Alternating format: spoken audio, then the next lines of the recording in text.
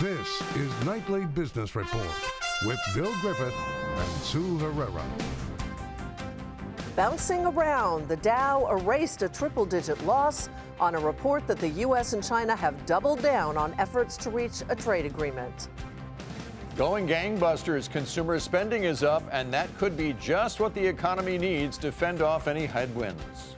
Big in Texas, that's what an energy company is doing as it prepares to dominate the natural gas export market.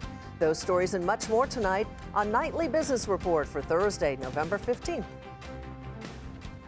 And we do bid you good evening, everybody, and welcome. So stop me if you've heard this before, but the stock market was volatile and all over the place today. The S&P 500 did snap a 5-day losing streak, but that wasn't easy. Stocks started the day lower with the Dow down as much as 200 points. Then things reversed on this headline from the Financial Times that the U.S. and China are working to ease the growing trade war at the upcoming G20 meeting. That lifted trade-sensitive stocks like Caterpillar and industrial names like 3M. And when all was said and done today, the Dow Jones Industrial Average was up 208 points to 25,289. The Nasdaq was up 122. The S&P added 28. And now to earnings and Walmart's results, which also gave us some insight into the consumer.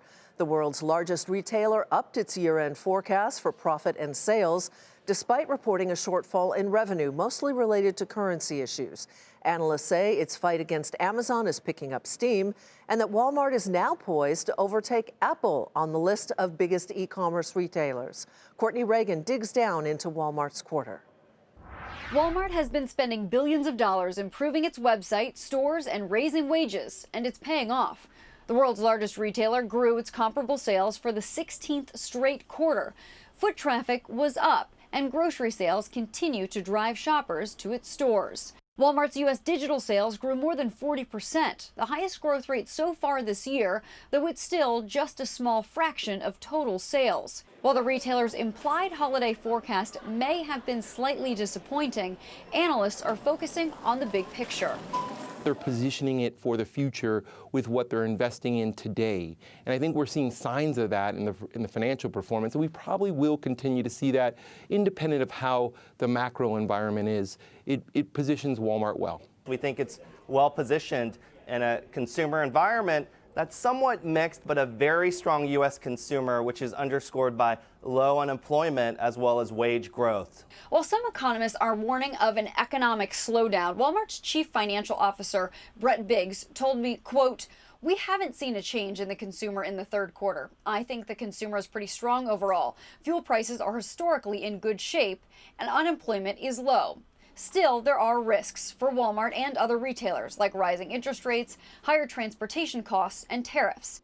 Biggs says Walmart's merchants are planning for anything they might encounter next year, adding the retailer will, quote, "manage our way through," but warning eventually tariffs lead to increases in price for everybody. Walmart will always offer everyday low prices. They have a lot of bargaining leverage in this changing environment, and they won't be undersold. But for now, winning the holiday season is the retailer's main goal, with Black Friday just a week away.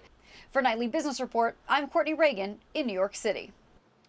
And consumers are not just spending at Walmart. According to this morning's monthly retail sales figures, they're pretty much spending everywhere right now. And that's good news for the economy, since, as you know, the consumer makes up a very large chunk of economic activity. Steve Leisman has more. The forecast from a lot of economists calls for the economy to slow down, but so far, consumers haven't gotten the memo. The government reported today that retail sales in October grew by 0.8%. That was 0.3 ahead of estimates, as consumers spent with some abandon. The report came just after retail behemoth Walmart reported blowout earnings and upbeat guidance for the coming months.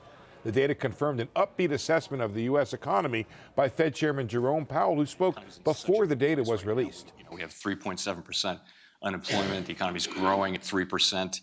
Inflation's right on target, and there's pretty good reason to think that we're going to continue, in a positive vein like that. So very pleased about the state of the economy right now. The government retail report showed strength in autos, department stores, and in internet shopping. Spending also did well at sporting goods and electronic appliance stores. Building and garden equipment surge may be a sign of the effect of recent hurricanes, and gasoline station sales were boosted by higher prices. Now that could go away in November because prices have come down. What it also might, though, free up money for consumers to spend money elsewhere. J.P. Morgan writing after the report, quote, consumer spending in the middle 2 quarters of the year likely benefited from the sugar rush of lower tax payments. But so far, the letdown from that rush looks manageable. Overall, better wages, stronger employment, and tax cuts look to be helping consumers power the U.S. economy to another above-trend quarter of growth. Consumers, if they ever do get around to it, hopefully won't read that memo about the slowing U.S. economy until after the holiday shopping season. For Nightly Business Report, I'm Steve Leisman. So let's turn now to Scott Brown to talk more about the consumer and the economy. He's the chief economist at Raymond James. Nice to have you with us, Scott. Welcome, as always. So nice to be with you. In a nutshell, we've heard kind of both sides of this. You make the point that retail sales have been solid, but we have had some downward revisions in previous months. So how do you view the consumer and the health of that sector? Well, I think the consumer's in pretty good shape here. Again, the October numbers were better than anticipated, but we did get downward revisions to the figures for August and September. The numbers do bounce around quite a bit from month to month, and we had a very strong spring and early summer, so some moderation in late summer into the early fall, I think is probably expected. And the numbers we got today, when you look at the underlying trend, it still looks pretty good. As we focus ahead to the holiday shopping season, we're likely to see a lot of the main themes that we've seen over the last few years. It is buyers are likely to remain very sensitive to pricing. They're conditioned to buy stuff on sale. We should see a trend more towards online sales, especially with Toys R Us going out of business. And that's likely to come at the expense of department stores. Right. The bigger concern, I think, is as you look into the early part of next year, and there's still a lot of uncertainty on tariffs. I mean, if we see a further ratcheting up of trade tensions and the tariffs that we've got on the $200 billion in Chinese goods, that's going to go from 10% to 20% in early next year. And then we may see that broaden out to all Chinese goods, which will, I think, have a bigger effect on the consumer as we get to the important spring shopping season. I'm interested in how Wall Street has been responding to retailers' earnings and sales figures. Nordstrom down sharply after the report, Target down sharply, Walmart down sharply. Is it possible that even though everybody's expecting a blowout holiday shopping season, that maybe that will be as good as it gets and it'll be a peak of sorts for retail? I think that's the fear out there, and it's kind of odd because the economic numbers that we've been getting, although mixed, have generally been pretty strong, pretty good. No real signs of recession on the horizon, but I'm still getting a lot of emails, a lot of phone calls about, when is the downturn coming? The Fed's raising short-term interest rates. Eventually, the Fed's going to raise rates too much. Those fears are still with us, and I think we heard from Fed Chair Powell that they're well aware of the risk of raising rates too rapidly.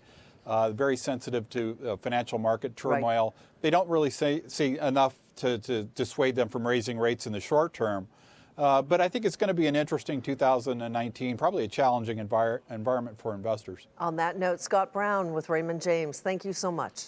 Elsewhere, Bridgewater's Ray Dalio, the head of the world's largest hedge fund, made some cautious comments today about the stock market, and he's pointing fingers at the Fed.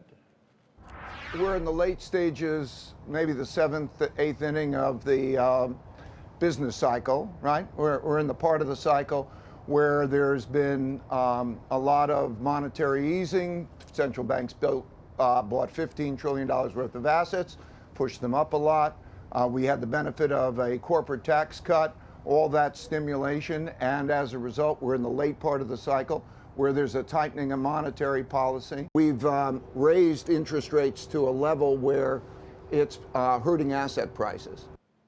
Dalio laughed off the notion that the central bank needs to raise rates so it would have to have room to make cuts if the economy softened. The Fed, though, is widely expected to hike its rates at its meeting next month.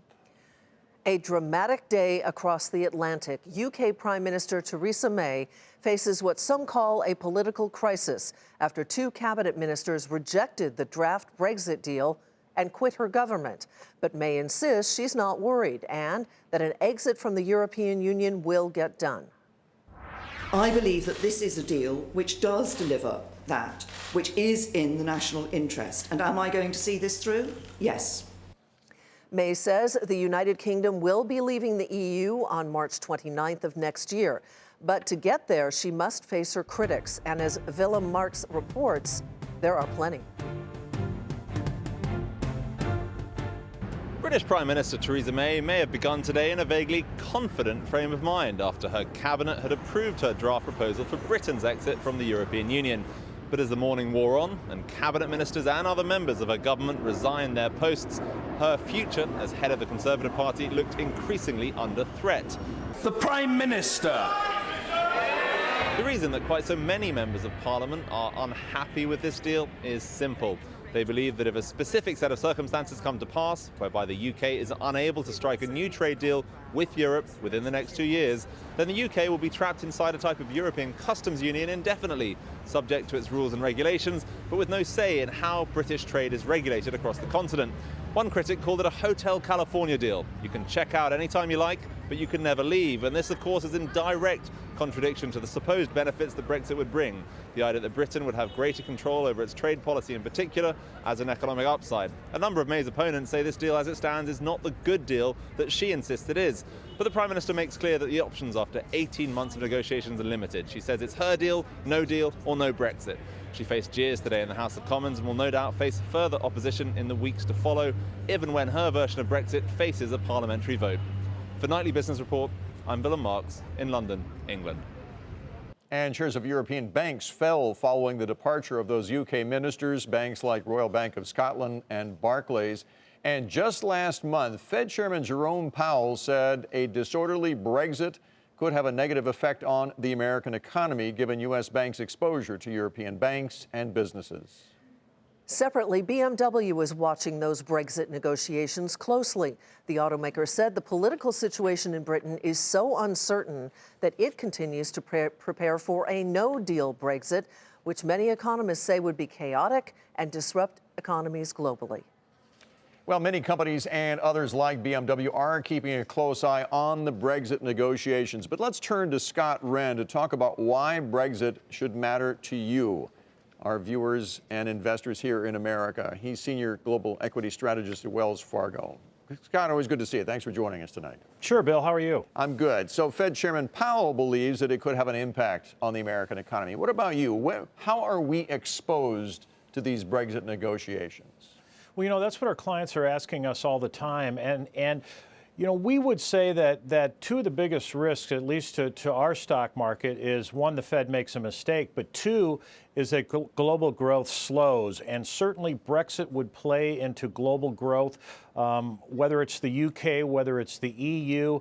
The US sells a lot of goods and services into the EU and into the UK. And so if there's any disruption there, any decline in their economic growth, it's going to have an effect on our companies. And if you take into account that really 35% of the revenues in the S&P come from overseas, you need help from these foreign economies. You want them to operate efficiently and be growing and accelerating.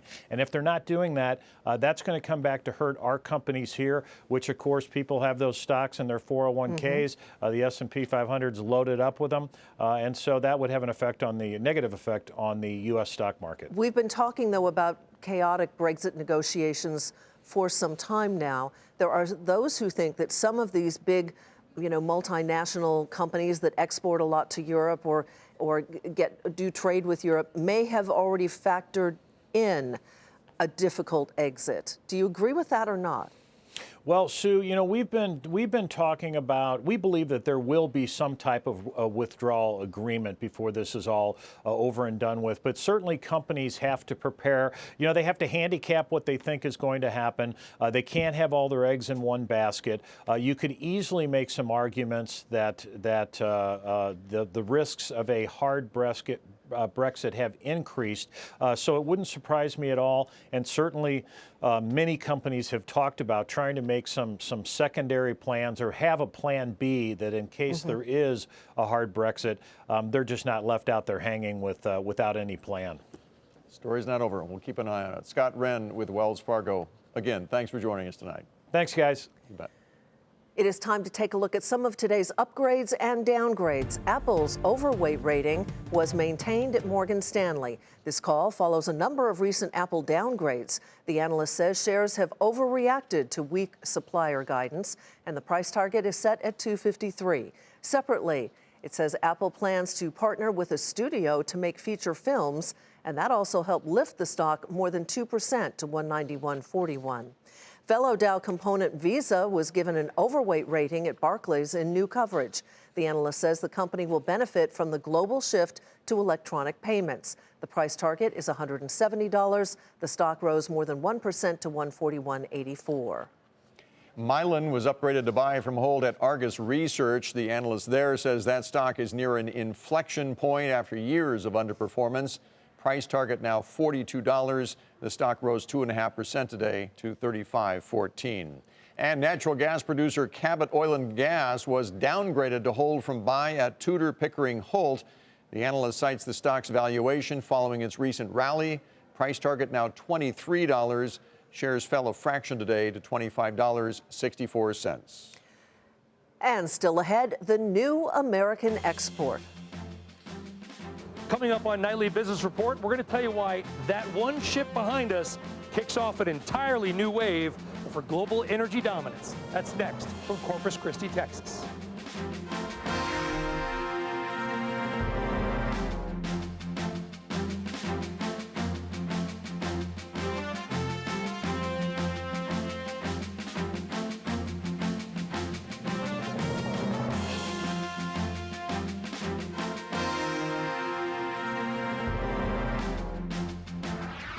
The decline in shares of California utility PG&E deepens, on track for its worst week on record. There are mounting concerns about what role, if any, the utility's equipment may have played in Northern California's Camp Fire. Morgan Stanley says investors want clarity on PG&E's liability and will be unwilling to own the stock until there is better protection in place for wildfire liabilities in California. The shares fell more than 30% in trading today, its largest percentage drop since April of 2001, although they did turn sharply higher in the extended session. They are now down more than 60% in a week. Meantime, U.S. banking regulators are easing some lending and reporting rules in areas affected by the fires in California. In fact, late today, regulators were making banks aware that borrowers might not be able to repay their loans in light of that disaster.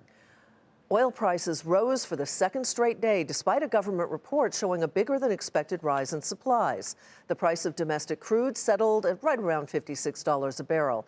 Separately, natural gas futures fell sharply, suffering the biggest one-day percentage drop in more than 15 years. A new report showed a rise in inventories that was nearly double the 5-year average. And the hot commodity cooled off, settling down about 19%. Meantime, the global race for energy domination took a new step today, a big one, and it all began with one ship. Brian Sullivan is in Corpus Christi, Texas for us tonight. The massive Golar Tundra ship sits behind us here in the harbor in Corpus Christi, Texas, ready to kick off a new wave of American exports. This is Cheniere Energy's new $15 billion liquefied natural gas export facility.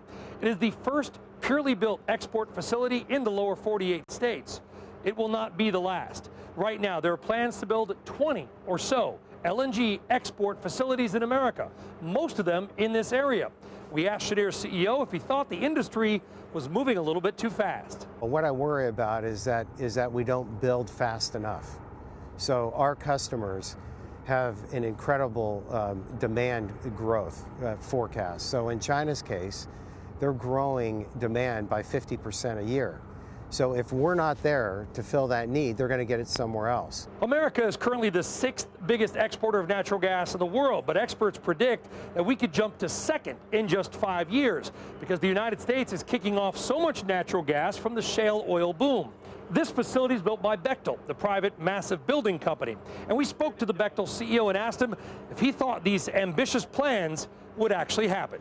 It's sort of mathematically improbable that every single one that's proposed in the market will happen. Of course, the FERC permitting process, the EIS process, that will sort out sort of who gets to go ahead. But at the end of the day, From our perspective, the biggest constraint is labor. The other big question is money. As long as stock markets and economies around the world are going up, investors are more likely to spend the billions it takes to build facilities like this.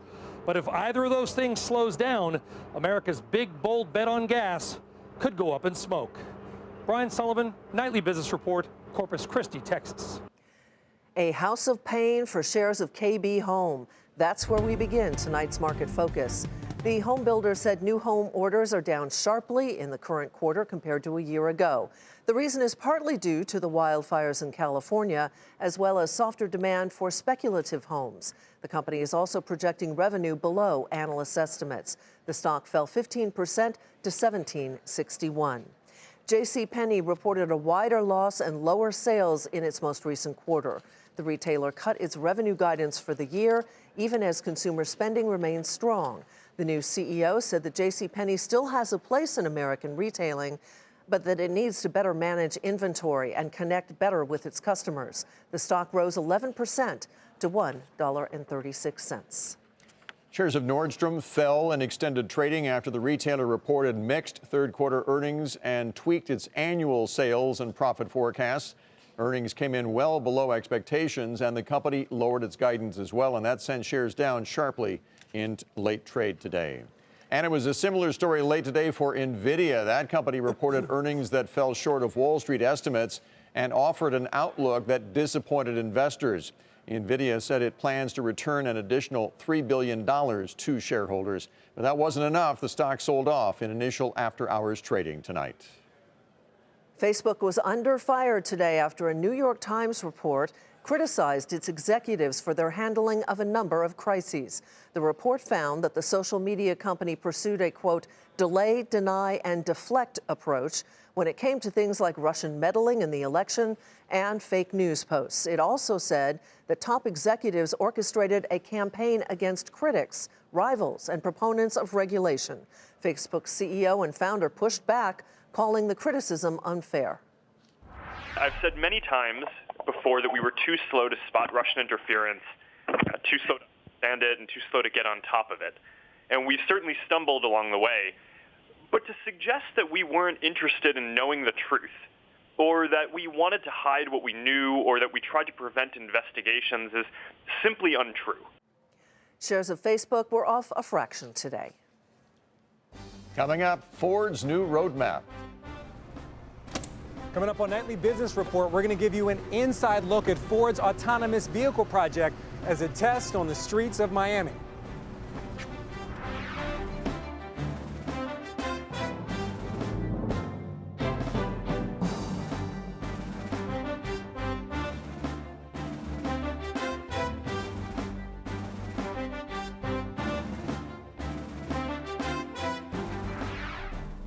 Ford is taking a road test of sorts. The company is putting a fleet of self-driving cars on the streets of Miami in an effort to make autonomous driving a part of our everyday life. Frank Holland explains.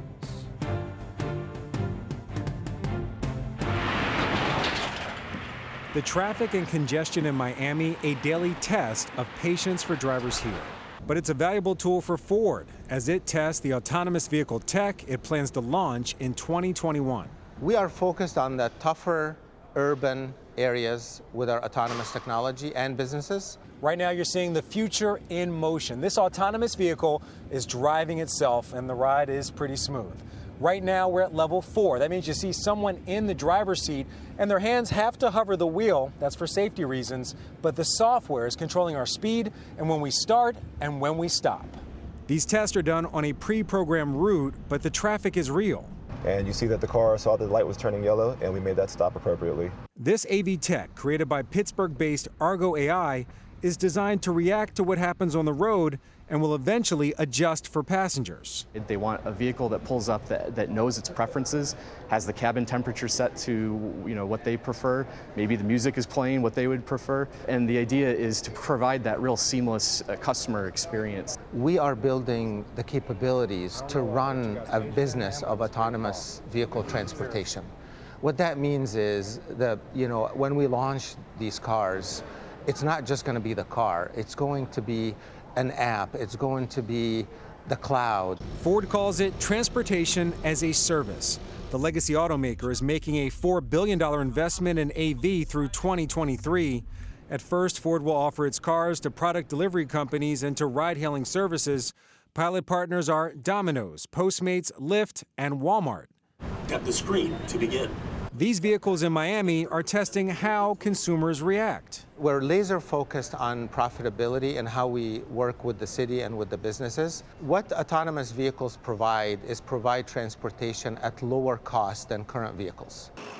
Waymo, the self-driving unit of Alphabet, will launch an AV service by the end of the year, targeting businesses. General Motors' Cruise unit says it will offer AV ride-hailing by next year.